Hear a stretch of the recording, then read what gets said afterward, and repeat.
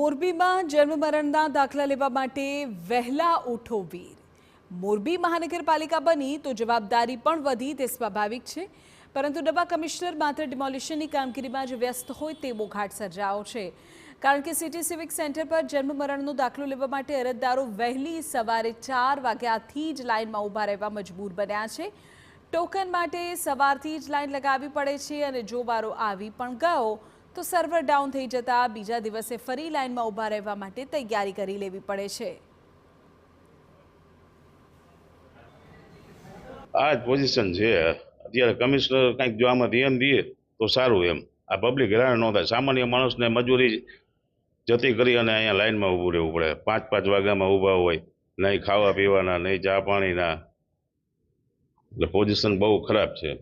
હવે પેલા નગરપાલિકા હતી, હવે મહાનગરપાલિકા થઈ તો હજી આ જ પોઝિશન છે.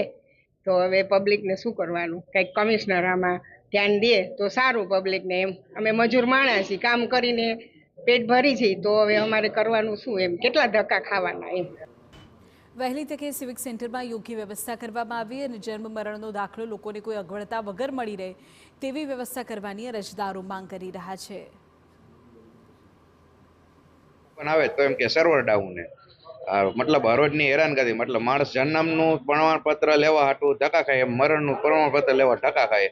આમાં કમિશનર સાહેબ સવારમાં પોતે ઉઠીને આવીને ઉભા રહીએ તો ખબર પડે કે કઈ રીતની હાલત છે. એમ બાકી કાંઈ ફરક નથી પડ્યો. મહાનગરપાલિકા એમાં ઈ ને ઈ છે, નગરપાલિકામાં ઈ જતું, મહાનગરપાલિકામાં ઈ છે. આમાં સામાન્ય પબ્લિક હેરાન થાય છે. મોટા લોકો તો કાંઈ કોઈ દેખાશે જ નહીં તમને. હવે 50 સવારમાં લે, 50 બપોર પછી લે, તો બીજા માણસો વધે એને શું કરવાનું?